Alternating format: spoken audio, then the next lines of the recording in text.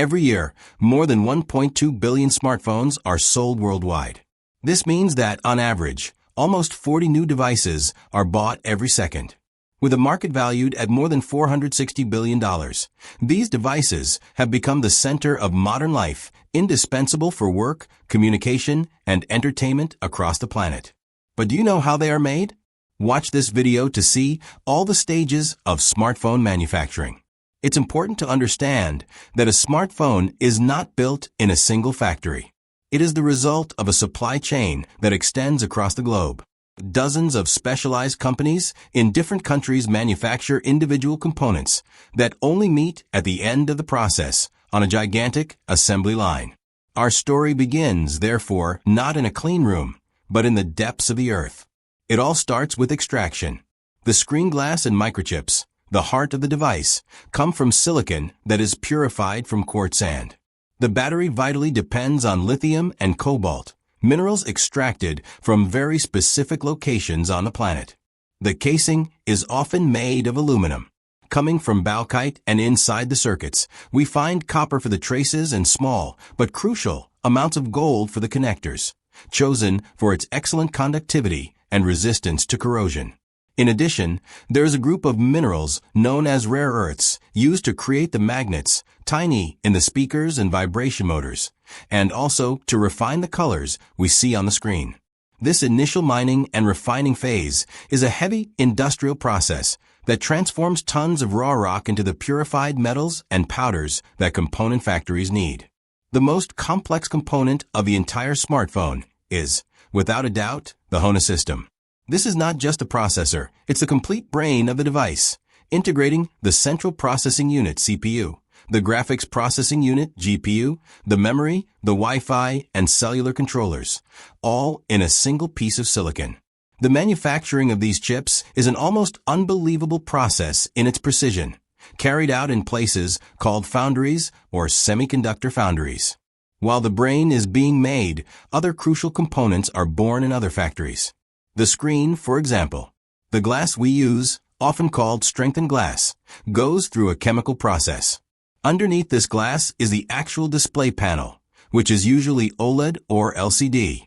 Finally, the display panel, the touch-sensitive layer, the digitizer, and the protective glass are fused into a single piece, a high-precision sandwich. At the same time, the cameras are mounted. Smartphone camera modules are marvels of miniaturization.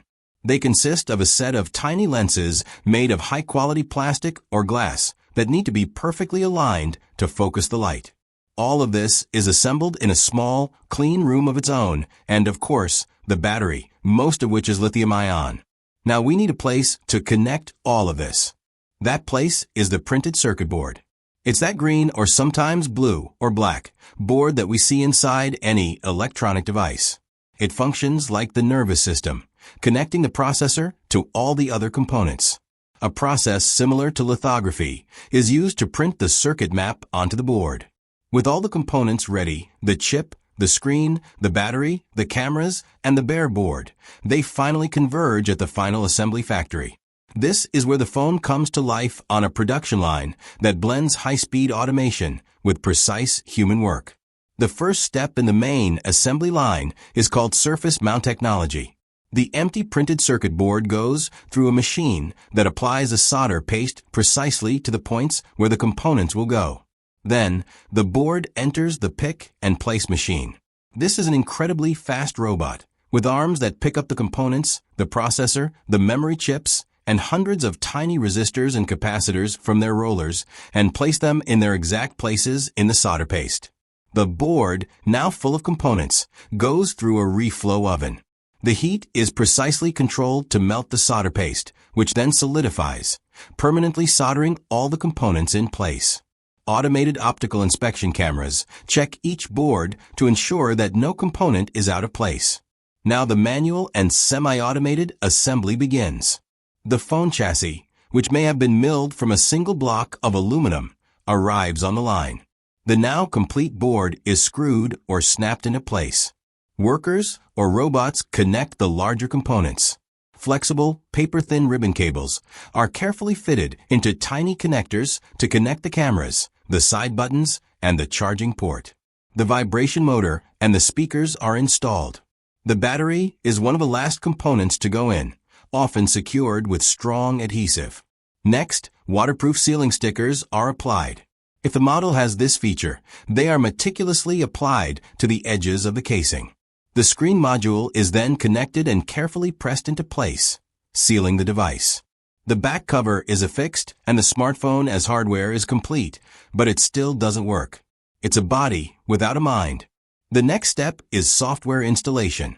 The phones are placed in racks and connected. The operating system, in this case Android, is flashed into internal memory. Along with the base operating system come the drivers, small software programs that tell the system how to use specific hardware, such as the camera or fingerprint sensor, and the manufacturer's customized interface. The phone is turned on for the first time. The process ends with a rigorous battery of quality control tests. Each phone goes through automated testing stations.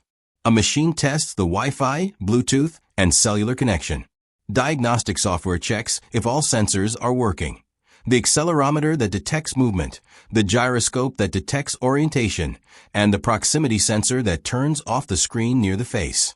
The cameras are tested for focus, color, and smudge detection.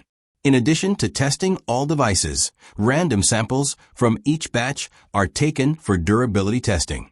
Robots simulate drops, machines try to bend the device, and cameras test water resistance.